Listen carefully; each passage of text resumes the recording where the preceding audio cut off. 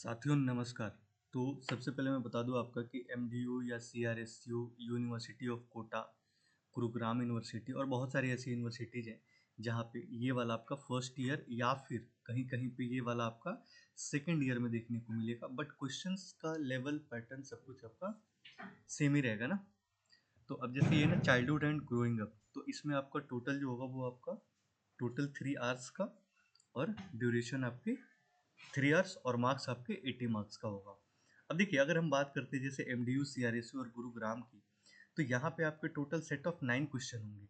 But अगर वही university of Kota की बात करते हैं तो यहाँ पे आपके 2 into 5 होते हैं, यानी कि 10 मार्क्स के आपके 2 into 5, 2 मार्क्स के 5 क्वेश्चन होते हैं, है ना। अब यहाँ पे क्या कि question number 1 will be compulsory, यानी इसमें जो क्वेश्चन नंबर 1 है 16 मार्क्स, यानी 4 क्वेश्चन होंगे वहाँ पे। ठीक है। इसके बाद आपके पास 16 मार्क्स के क्वेश्चन होंगे। 2 long answer type question will be set from the each 4 unit, out of which student will require to attempt any one question from each unit. Long answer type question will carrying 16 marks each. तो अब एक चीज बता दो, अगर आपके पास 4 marks का question है, अगर आपके पास 4 मार्क्स का एक क्वेश्चन है तो page number 1, page number 2, page number 3, page number 4 पे जाना चाहिए, यानी कि एक नंबर, यानी 1 मार्क्स ईच पेज। अगर यही 2 मार्क्स का क्वेश्चन होता है, अगर यही 2 मार्क्स का क्वेश्चन होता है तो पेज नंबर 1 और पेज नंबर 2। बट यही अगर आपका क्वेश्चन 16 मार्क्स का होता है, तो 16 मार्क्स का होता है तो page number 1, page number 2, page number 3, page number 4, page number 5, page number 6, page number 7, page number 8, कम से कम आपका 8 पेज का जाना चाहिए। फिर वहां पे क्या, हर एक पेज आपका 2 नंबर का होता है। अगर 4 मार्क्स के क्वेश्चन में 4 पेज नहीं भी जा पा रहे हो तो कम से कम आपका 3-3.5 तो जाना ही चाहिए, कंपलसरी है वो चीज। ठीक है। अच्छा, जितना ज़्यादा डायग्रामेटिकली परफॉर्मेंस वहाँ पे आप रिप्रेजेंट करें, डायग्रामेटिकली रिप्रेजेंटेशन जितना ज़्यादा आप देंगे उतना ज़्यादा बेहतर होगा। अब देखिए जैसे ये वाला जो है ये 4 into 4 है। अब आपके पास ये 4 क्वेश्चंस करने ही है कि इम्पैक्ट ऑन मीडिया ऑन। देखिए क्वेश्चन चाहे कोई सा भी करो, चैप्टर का नाम, टॉपिक का नाम क्या है, यहाँ पे बुक का नाम है चाइल्डहुड एंड ग्रोइंग अप, यानी बच्चा और उसका जैसे ग्रोइंग अप स्टेज। अब यहाँ पे क्या है कि impact on media on growing children and adolescence, बढ़ते बच्चों और किशोरों पर मीडिया का प्रभाव। बढ़ते बच्चों छोड़ दो, जितने यंगस्टर्स हैं उन पे मीडिया का प्रभाव बुरी तरीके से पड़ा हुआ है ना, कि अगर कहीं पे भी हैं तो फोन निकाल के स्क्रॉल कर रहे हैं। दूसरा है आपका ग्रुप डायनेमिक, समूह की गतिशीलता, role of teacher in teaching learning situations. और यहाँ पे दे रहा है कि बच्चों के पालन पोषण की प्रथाएं जो है वो क्या है, रेयरिंग प्रैक्टिसेस क्या है चाइल्ड की। तो सबसे पहले क्या है ना कि आपको कुछ नहीं करना है, आपको एक छोटे बच्चे के संदर्भ में देखना है। और जितने लोग ये वीडियो देख रहे हैं ना, है ना, अगर आप में से किसी को भी पीडीएफ चाहिए होगा इस चीज़ का प्रॉपर, तो मैं आपको पीडीएफ प्रोवाइड कर दूंगा। लास्ट में नंबर है, वहाँ पे आप टेक्स्ट कर देना या मैसेज कर देना, मिल जाएगा आपको पीडीएफ वहाँ पे। अब देखिए, अब जैसे यहाँ पे पहला सवाल क्या है कि impact on media on growing children and adolescence, जो छोटे बच्चे हैं, है ना, धीरे धीरे जो बड़े हो रहे हैं, उन पे कैसे हावी है सोशल मीडिया, है ना। आप नॉर्मली नॉर्मली अपने आसपास, अपने इर्द गिर्द, अपने घर में देख लो, तो impact on social media, media का प्रभाव जो है वो दो धारी तलवार है, डबल एजेड स्वॉर्ड है वो, है ना। दो धारी तलवार की तरह होता है, इसके फायदे भी हैं और नुकसान भी। तो अब आपको आंसर कैसे करना है, आपको वहाँ पे आंसर करना है सिंपली। अब डायरेक्ट आपको social media, impact on social media all adolescence पे डायरेक्ट नहीं जाना है, हमें डायरेक्ट इम्पैक्ट पे नहीं जाना है। हमें पहले कहाँ जाना है, हमें डिफाइन करना है कि सोशल मीडिया क्या है। हमें डिफाइन करना है सोशल मीडिया क्या है, उसके बाद हमें वहाँ पे डालना है ये चीज़ कि मीडिया के जो है वो 2 डिफरेंट एस्पेक्ट्स हैं, वन पॉजिटिव और second one is negative. First one is positive impact, यानी कि सकारात्मक प्रभाव, सकारात्मक प्रभाव, और सेकंड वन नेगेटिव इम्पैक्ट यानी नकारात्मक प्रभाव। अब देखिए, अब एजुकेशनल बेनिफिट क्या होगा वहाँ पे। अब जैसे मान के चलो कि आपको क्या करना है कि आपने पहले क्या बनाया, एक टेबल बनाया कि यहाँ पे टेबल पे लिख दिया आपका कि मीडिया, मीडिया। अब मीडिया के 2 पार्ट हो गए, कौन कौन से, एक तो हो गया पॉजिटिव और एक हो गया नेगेटिव। अब पॉजिटिव एस्पेक्ट में आप क्या निकाल के दोगे कि पॉजिटिव वो किस वे में है, तो आप निकाल के दो क्या कि educational, social connectivity, skill development और ग्लोबल अवेयरनेस, है ना, तो आप यहाँ पे ऐसे टेबल बना दो, और ऐसे ही नेगेटिव का दो नेगेटिव, और उनके आप टेबल बना दो कि वो नेगेटिव कैसे है। अब जो एग्जामिनर होगा उसको ये सारा चीज पढ़ने का जरूरत ही नहीं पड़ेगा भाई। वो क्या करेगा, वो यहीं से समझ जाएगा कि ये बंदे का जो कंटेंट है वो क्या है। अब एजुकेशनल बेनिफिट क्या है, यूट्यूब एजुकेशनल ऐप और डॉक्यूमेंट्रीज के जरिए बच्चे मुश्किल कॉन्सेप्ट को विजुअलाइज करने के साथ जल्दी जल्दी समझ जाते हैं, है ना। सोशल कनेक्टिविटी क्या है, एडोलसेंस अपने फ्रेंड के साथ कनेक्ट हो सकते हैं जो उन्हें सोशल सपोर्ट और बिलोंगिंग्स की फीलिंग देता है। स्किल डेवलपमेंट, कोडिंग है, पेंटिंग है, म्यूजिक है ना, ये सारी चीज़ आप स्किल डेवलप कर सकते हैं through social media. Global awareness है, देश दुनिया की खबरें आप चंद मिनट और सेकंडों में पा सकते हैं, ठीक है। अब यहाँ पे क्या है, अब यहाँ पे एक हमने पार्ट डाला है यहाँ पे क्या, कि role of media in cognitive development. Media बच्चों के दिमाग के विकास को कैसे मुस्तशिर करता है, और इसे नीचे दिया गया डायग्राम से आप समझ सकते हो, ये कॉग्निटिव डेवलपमेंट है, ठीक है। अब जैसे मान के चले मेरी भतीजी है ना, 6 साल की है वो, है ना, और वो जो क्वेश्चन का क्राइटेरिया है चाइल्डहुड एंड एडोलसेंस, वो उसमें सटीक बैठ रही है। अब वो क्या करती है, वो करती ये है कि अब उसका पॉजिटिव एस्पेक्ट क्या है मैं बताता हूँ। पॉजिटिव एस्पेक्ट वो है कि वहाँ से कोई भी वीडियो अगर वो देखेगी, कुछ लर्निंग टाइप है, तो वो सीख के करने की कोशिश करेगी। लेकिन नेगेटिव एस्पेक्ट क्या है कि वो रील जब स्क्रॉल कर रही होती है, अब उसे वहां पे जो भी चीजें पसंद आ जाए वो लेके और सीधा भेज देती है, भानु मुझे ये चाहिए। अब उसका नेगेटिव एस्पेक्ट क्या है, नेगेटिव एस्पेक्ट ये है वहां पे कि पूरे दिन स्क्रॉल करना, मस्ती करना। पॉजिटिव एस्पेक्ट, अब उसमें जो डांस करेगा वैसे डांस करके सीखेगी।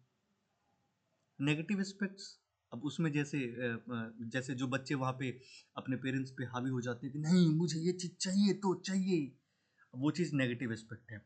अब यहाँ पे देखिए, यहाँ पे बर्थ और 2 ईयर, 2 to 7 ईयर के बच्चे, है ना, 7 to 12 ईयर के बच्चे, और 12 ईयर से ऊपर वाले बच्चे, ठीक है, फॉर्मल ऑपरेशनल में आ जाते हैं, ठीक है, ये आपके प्री प्री पर्सनल उसमें आ जाते हैं।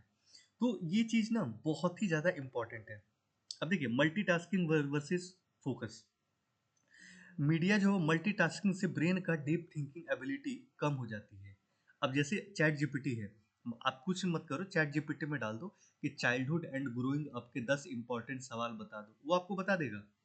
लेकिन क्या वो चीज़ आप डेवलप कर पाओगे जो चीज़ आप बुक्स पढ़ के कर पाओगे, है ना। मैं तो ये कहूँगा कि वीडियो देख रहे हो तो छोड़ दो, बल्कि जाके वहाँ पे इनकी जो किताबें हैं वो किताबें एक बार पढ़ लो, काम हो जाएगा वहाँ से, किताबों से काम हो जाएगा आपका। और पास होने का सबसे सटीक जरिया है मेरे पास कि कैसे हाउ टू पास, ठीक है। डोपामिन लूप, नोटिफिकेशन और रिवॉर्ड से दिमाग में डोपामिन रिलीज होता है जो बच्चों के स्क्रीन को आदी बना देता है। अब जैसे देखिए होता क्या है ना, नॉर्मली जो मेट्रो सिटीज में रहते हैं वो इस चीज़ों को ध्यान दीजिएगा और आके बताइएगा हमें। अब जैसे नॉर्मली मेट्रो में आप देखोगे ना, बहुत सारे लोग क्या करते हैं, फ़ोन निकालेंगे और फ़ोन का लाइट ऑन करेंगे, फिर ऑफ करेंगे, जेब में रख देंगे। थोड़ी देर बाद फिर निकालेंगे, लाइट ऑन करेंगे, फिर ऑफ करके रख देंगे, जबकि ना तो कोई नोटिफिकेशन है ना कुछ है ना। अब देखिए, अब अगला है ग्रुप डायनेमिक, यानी कि समूह की गतिशीलता। अब देखो ये डायग्राम देख लो आप, क्या है, एसोसिएटेड विद ग्रुप चेंजेस, है ना, rigidity, flexibility, group organization or continuous process. Group dynamics refers to the complex underlying social and psychological force including the norms, role and relationship that influence the behavior, communication and performance of individual within a group. ये जो group है वो हमें ये समझाता है, या ये ग्रुप डायनेमिक, ग्रुप की गतिशीलता हमें ये दर्शाता है कि वहाँ पे जो नॉर्म्स हैं, रोल है, रिलेशनशिप है, ये इन्फ्लुएंस करता है बिहेवियर को, कम्युनिकेशन को, परफॉर्मेंस को और इंडिविजुअल्स को एक ग्रुप में। अब जैसे मान के चलिए बहुत सारे बच्चे क्या नॉर्मली पढ़ रहे होते हैं, बट वो ग्रुप स्टडी में ज़्यादा पढ़ते हैं। ग्रुप स्टडी में कंपटीशन की भावना आती है, साइकोलॉजिकल फोर्स होता है, अबे यार हम कितने भी अच्छे दोस्त हैं ना, बट उसका नंबर हमारे से ज़्यादा नहीं आना चाहिए, मन में ये रहता है ना। तो ये सारे ग्रुप की गतिशीलता, ग्रुप ऑफ डायनेमिक्स है।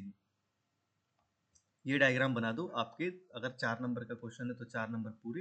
अब देखो 4 नंबर का क्वेश्चन है तो ये थोड़ा सा 2 लाइन डिफाइन करके ये डायग्राम ड्रॉ करके और इनका जो एक एक पॉइंट खाली लिख दो, तो 1 2 3 4 5 पॉइंट इनके और 5 से 7 पॉइंट इनके, मतलब 5 से 7 लाइन इनके, यानी कि 10 लाइन में आपका पूरा 2 पेज भर जाएगा और आपका कहानी खत्म, क्योंकि आधा पेज तो ये डायग्राम ही ले जाएगा आपका।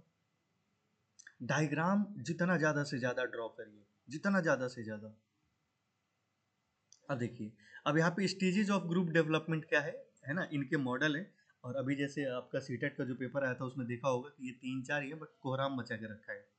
ठीक है, जब भी कोई नया ग्रुप बनता है जिससे एक जैसे कि एक नया बैच, तो वो 5 स्टेज से गुजरता है। कोई भी नया ग्रुप 5 स्टेज से गुजरता है। और अगर आप ये चाहते हो कि बीएड का भी एक ग्रुप बन जाए तो आप मेरे नंबर पे टेक्स्ट कर देना, बना दूंगा।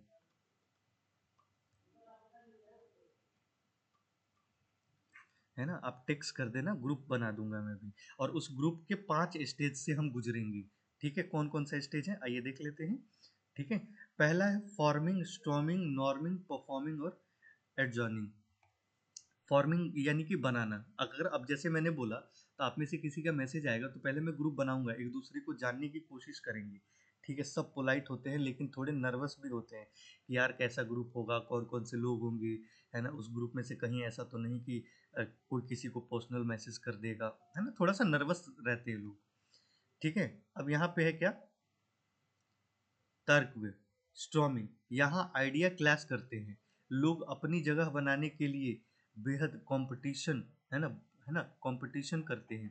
अब जैसे क्या होता है, ग्रुप बनता है, किसी भी चीज़ पे आइडिया दिया जाना होता है तो वहाँ पे ना हम अपने आप को दिखाने की कोशिश करते हैं कि अबे चल, तेरे से ज़्यादा नॉलेज मुझे है ना, तो ये सारी चीज़ें, ये भी स्टेज से गुजरना पड़ता है ना। उसमें बहुत सारे लोग मुंह फुला लेते हैं, उसको एडमिन बना दिया, मुझे एडमिन नहीं बनाया। ठीक है, तीसरा है आपका नॉर्मिंग, है ना, नॉर्मिंग। ग्रुप के रूल्स सेट हो जाते हैं, लोग एक दूसरे के स्ट्रेंथ को समझने लगते हैं, ये भी सही बात है। परफॉर्मिंग यानी कि काम, ग्रुप पूरी तरह से फोकस्ड और रिजल्ट लाने के लिए मिलकर काम करता है। ठीक है, और लास्ट है आपका बिखरना, गोल पूरा होने के बाद ग्रुप खत्म हो जाता है। बीएड में ग्रुप बन गया, परीक्षा खत्म होने के बाद ग्रुप में कौन क्या है कहाँ है कुछ भी नहीं है, एक दो लोग जो पर्सनल टच में है वो है, अदरवाइज ब्ला ब्ला ब्ला। चलिए अगला है रोल ऑफ टीचर, आपका क्या महत्व है। यू आर टीचर, आपका क्या महत्व है। टीचिंग लर्निंग एंड सिचुएशन में कुछ मत करना, आप किस तरीके से बच्चों को हेल्प कर पाओगे वो बताओ, है ना। तो teacher acts a facilitator, mentor and guide in the learning process, moving beyond mere knowledge transmission to the foster a supportive, engaging and democratic classroom environment. Key role include designing, implementing, and assessing curricula adapting to the diverse learning style, motivating students, promoting a critical thinking, and shaping students' character and values. आप teacher हो, आप किस तरह से help कर पाओगे बच्चों को, है ना, आप एक मोटिवेटर हो, आप बच्चों को गाइड करोगे, बच्चों को मेंटर करके, फैसिलिटेटर करके, नॉलेज ट्रांसफॉर्मेशन करके, है ना, उनको सपोर्ट करके, एंगेज करके, इस तरीके से आप हेल्प कर। अब आजकल ना एक दो प्राइवेट स्कूल के वीडियो वायरल हो रहे हैं, है ना, कि सन सन Sunday, mon mon Monday, two two Tuesday, three three Thursday, four four Friday, sat sat Saturday, इस तरीके से और डांस करके वो टीचर बता रहे हैं। अब बच्चों को ये जल्दी याद हो जाएगा, ये बच्चों को जल्दी याद हो जाएगा।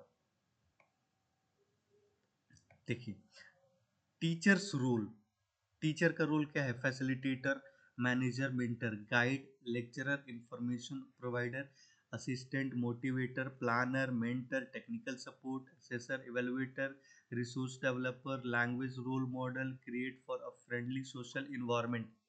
फैसिलिटेटर मतलब सुविधा डाटा, है ना। टीचर का काम ज्ञान थोपना नहीं, बल्कि बच्चों को रिसोर्स और सही डायरेक्शन देना है ताकि वो खुद सीख सके, है ना, ताकि वो खुद सीख सकें।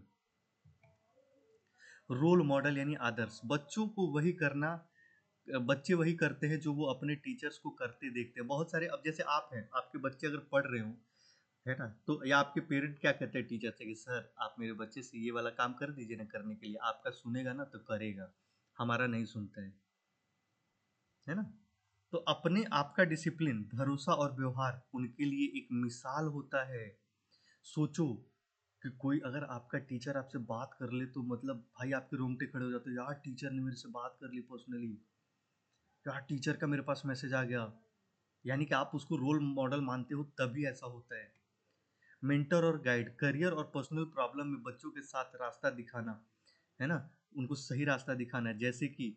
जैसे कि आप गोगो को सैनिक स्कूल के लिए गाइड कर रहे हो, है ना? गोगो एक बच्चा है ना? मेरी भतीजी ले लो, मैं उसको सैनिक स्कूल के लिए गाइड कर रहा हूँ, मैं उसको किसी स्कूल के लिए गाइड कर रहा हूँ, तो है ना एक अच्छा मेंटोर साबित होना। ठीक है? क्लासरूम मैनेजर, पढ़ाई के लिए एक शांत और अनुशासित माहौल बनाए रखना ताकि हर बच्चा बिना डर के सीख सके। इनोवेटर, नए-नए आइडियाज़ और तरीके से पढ़ाना, जैसे मेंटल एबिलिटी के लिए पजल, साइंस के लिए कोई प्रोजेक्ट, ओके, मैथ्स के लिए कोई गेम, मैथमेटिकल गेम, पोस्टर आदि यूज करना ताकि जो बच्चा है वो आपका सीख सके। बोरिंग टॉपिक को भी इंटरेस्ट बना सकें आप और उसको बच्चा सीख सके। अगला है चाइल्ड रेयरिंग प्रैक्टिसेस, बच्चों का पालन पोषण की प्रथाएं। अब पालन पोषण की प्रथाएं ये डायग्राम से ही समझ में आ रहा होगा आपका, है ना? कि कैसे कैसे आप बच्चों को पालन पोषण की चीज़ों को लेके उनको केयर कर सकते हो। Child rearing practices are the method a parent used to foster child's physical, emotional, social, and intellectual growth from the infancy to adulthood, deeply influenced by the culture and family's value. Key style include authoritative, nurturing, and structured. Okay, तो यहाँ पे जो हमारे पास एक छोटा सा एक वे होगा लिखने का, वो क्या होगा ये आपको तैयार करना है कि वो वे क्या होगा। ठीक है? अब देखिए, अब यहाँ पे वो सारे जो पॉइंट्स हैं वो उसको यहाँ पे डिस्क्राइब किया हुआ है, मतलब डायग्राम में दिखाया गया है कि कैसे करें। अब यहाँ पे जो है अनइन्वॉल्व पेरेंटिंग है, बच्चा अकेले है। यहाँ पे प्रिमिसिव पेरेंटिंग है। तो ये सारी चीज़ें बहुत इंपॉर्टेंट है ना? ऑथोरिटेटिव में संतुलित कि ये सब बेहतर स्टाइल मानी जाती है जिसमें पेरेंट बच्चों पर रूल लगाने पर उन्हें प्यार से समझाते भी हैं, है ना? अब बच्चा कॉन्फिडेंट होता है उस चीज़ से, डिसिप्लिन्ड और सोशल होते हैं, ठीक है? अब यहाँ पे है सख्त, है ना? बच्चों पे सख्त हो जाओ, इसमें रूल होते हैं और बच्चों की पसंद नापसंद की जगह नहीं होती, ठीक है? मैंने कहा इसलिए करो, मैंने कहा इसलिए करो, रूल। बच्चे डरपोक हो सकते हैं और या ये बड़े होकर विरोधी तबके के लोग बन सकते हैं। प्रेमिसेस से बहुत ज़्यादा दिल्लत, पेरेंट्स बच्चों के हर चीज़ की छूट दे देते हैं जिसमें बच्चे कोई लिमिट नहीं रखते और उसका रिजल्ट होता है कि बच्चा अक्सर सेल्फ कॉन्फिडेंस खो देता है, सीख नहीं पाता है कि चल यार पापा तो है ही ना, मम्मी तो है ही ना, वो सपोर्ट कर देंगे, भाई तो है ही ना, वो तो कर ही देगा। मैंने बहुत सारे लोगों को देखा है अपनी नज़रों से कि उनके बच्चे 8वीं 9वीं क्लास में हैं और वो बैठ के उनका होमवर्क कर रहे होते हैं। भाई कभी भी मत करिए, कभी भी मत करिए। उनके होमवर्क उनके स्टाफ कर रहे होते हैं, ऑफिस स्टाफ उनके होमवर्क कर रहे होते हैं, मत करिए। ये आपके बच्चों को एक गलत डायरेक्शन में लेके जा रहा है, कॉन्फिडेंट लूज हो जा रहा है। बच्चा देख के लिखेगा तो उसे पता है क्या लिखेगा, आपको एग्जाम में थोड़ी बैठना है 9th के। अब देखिए असली कहानी शुरू होती है यूनिट 1 की 16 मार्क्स में, जो कि आपको 8 पन्नों में लेके जाना है। Page number 1, page number 2, page number 3, page number 4, page number 5, page number 6, page number 7, page number 8। अब ये 8 पेज कब होगा? जब आप कॉन्फिडेंटली डायग्राम बना पाओगे। अब देखो यहाँ पे एक चीज समझो, क्वेश्चन हमें करना कैसे है। आप इस क्वेश्चन का लेंथ देखो और इस क्वेश्चन का लेंथ देखो, है ना? अब इसमें कोहल्सबर्ग की थ्योरी का आना जरूरी है, बट यहाँ पे कोहल्सबर्ग की थ्योरी अगर ना भी है तो भी आप चल सकते हो। अब यहाँ पे देखो, यहाँ पे आपको एक चीज हिंट दिया हुआ है। क्या हिंट दिया हुआ है? तो also explain what are the potential effect of different parenting style on the children, adolescence, emotional, social, cognitive. कुछ नहीं करना है। How different parenting style influence the development aspect of childhood and adolescence. पहले childhood को describe करो, adolescence को describe करो, parenting style को डिस्क्राइब करो, फिर दोनों को कंपेयर करो। इसके बाद ये जो सारे पॉइंट्स दिए हुए ना, इन पॉइंट्स को दो दो लाइन पहले तो लिख दो, दो दो लाइन इन सारे पॉइंट्स को लिख दो। अब ये हमें लिखना कैसे है, यहाँ पे दिया हुआ है कि पालन पोषण की विभिन्न शैली बचपन और किशोरावस्था के विकासात्मक पहलुओं को कैसे प्रभावित करती है, और यह बताएं कि बच्चे और किशोरों के भावनात्मक, सामाजिक और संज्ञानात्मक विकास पर पालन पोषण शैलियों का क्या प्रभाव पड़ता है ना। Effect according to the emotion, effect according to the social, according to the cognitive development, according to the adolescence, according to the children. इस तरीके से करके आपको डायग्रामेटिकली रिप्रेजेंटेशन वहां पे दे देना है और अपना काम कर देना है। अब देखिए, जैसे कोहल्सबर्ग की थ्योरी की बात करें, तो अगर आपको ये स्टेजेस सब पता है ना, तो आप बना दो और इन सारे पांचों स्टेप को डिस्क्राइब कर दो दो दो लाइन में, हो गया आपका काम। अरे एक पेज पे देखो, एक पेज पे आपका दो डेफिनेशन आ जाएगा, एक पेज पे आपका डायग्राम आ जाएगा, तो पेज नंबर 1, पेज नंबर 2। दूसरे पेज पे डायग्राम के बाद अगर मान के चलो, अगर इस क्वेश्चन को लेते हैं, तो नैतिक विकास से आप क्या समझते हैं, है ना, 3 पेज लगभग ये चला जाएगा कि नैतिक विकास क्या है, उसके पॉजिटिव एस्पेक्ट्स क्या है, नेगेटिव एस्पेक्ट्स क्या है, 3-4 पेज ये चला जाएगा। ठीक है, पेज नंबर 1, 2, 3, 4 ये चला जाएगा। कुहल्सबर्ग को डिफाइन करो, कौन था वो, उसने क्या डेफिनेशन दिया है इनके रिलेटेड, फिर ये डायग्राम बना दो। 6 पेज चला गया, बाकी के जो बचे 2 पेज, उनमें ये अपना 5 6 को डिस्क्राइब कर दो, हो गया 8 पेज, है ना। अब देखो, फोर पेरेंटिंग स्टाइल जो है ना, वो यहाँ पे हमने दिया हुआ है 1 2 3 4। अब ये सारी चीजें अगर आपको पता है तो ही आप बना पाओगे, तो उसके लिए आपको क्या बुक पढ़ना पड़ेगा, बुक पढ़ना पड़ेगा, है ना। हर यूनिट से आपका 2 क्वेश्चन रहेगा, कंफर्म है, हर यूनिट से 2 क्वेश्चन रहेगा। अब देखो, यूनिट 2 में क्या है, what is meaning of individual differences. अभी थोड़ी देर पहले हमने जितने क्वेश्चन 4-4 नंबर वाले किए थे, वो सारे क्वेश्चन यहाँ पे 16 नंबर में है। Discuss the various causes of educational implementations of individual difference or example. What are the various way of gathering data from children and adolescents? Explain the uh, यानी कि उनके जो, देखो फर्स्ट पार्ट ये हो गया और सेकंड पार्ट ये हो गया, ठीक है, यानी कि 8-8 नंबर का दोनों हो गया। यहाँ पे ये 8 नंबर का हो गया और ये वाला 8 नंबर का हो गया, 16 नंबर का हो गया, ठीक है। कॉजेज ऑफ इंडिविजुअल डिफरेंस, अगर ये डायग्राम आपको पता है तो अब देखो डायग्राम लिख दो, और डायग्राम बनाने के बाद ये वाला पार्ट वहाँ पे भी लिखो, और डायग्राम बनाने के बाद यहाँ पे लिख दो अदर्स, ठीक है, इन्वायरमेंट, फिर यहाँ लिख दो आपका सेक्स डिफरेंसेस, ये लिख के और दो दो लाइन सबको एक्सप्लेन कर दो, काम हो जाएगा। यूनिट 3 में what do you mean by learning, explain the trail and error theory of Thorndike in detail. ये बहुत ही इंपॉर्टेंट है, ये बहुत ही इंपॉर्टेंट है, बहुत इंपॉर्टेंट है, बहुत ज़्यादा इंपॉर्टेंट है। ब्रूनर्स की थ्योरी है, आप ब्रूनर्स की थ्योरी देख लो, एजुकेशनल क्या रहे हैं उनके, है ना। टाइप्स ऑफ लर्निंग हो गया, cognitive learning, behavioural learning, social हो गया, है ना, एक्सपेरिमेंटल हो गया, कंस्ट्रक्टिव हो गया, सिचुएशनल हो गया, सेल्फ डायरेक्टेड हो गया। अब इसको आप एक यहाँ पे लिख दो कि लर्निंग, और लर्निंग के बाद एक टेबल बना के और ये अपना ऐसे ऐसे डिस्क्राइब कर दो, यहाँ पे हो जाएगा। चौथा यूनिट है कि what the childhood in poverty and globalization if children's development, well being, future opportunities, वो challenges and intervention can be ensure children's right equal opportunity and. अब देखिए, अब यहाँ पे क्या है ना कि ये लास्ट वाला जो पार्ट है ना दोस्त, ये आपका धीरे धीरे धीरे धीरे क्या होता चला जा रहा है, डिफिकल्ट होता जा रहा है। अब यहाँ पे देखो, यहाँ पे ये वाला पार्ट बहुत ही इजी है, क्या क्या, क्योंकि यहाँ पे शहरी मलिन बस्तियों में रहने वाले बच्चे, सामाजिक रूप से वंचित लड़कियों की स्थिति को सुधारने के लिए क्या उपाय किए। अब यहाँ पे ना आपकी राय मांगी जा रही है, और जहाँ पे आपकी राय मांगी जा रही है, धड़ल्ले से लिख दो यार, धड़ल्ले से लिख दो, क्योंकि इंडिया जो है वो राय देने के लिए फेमस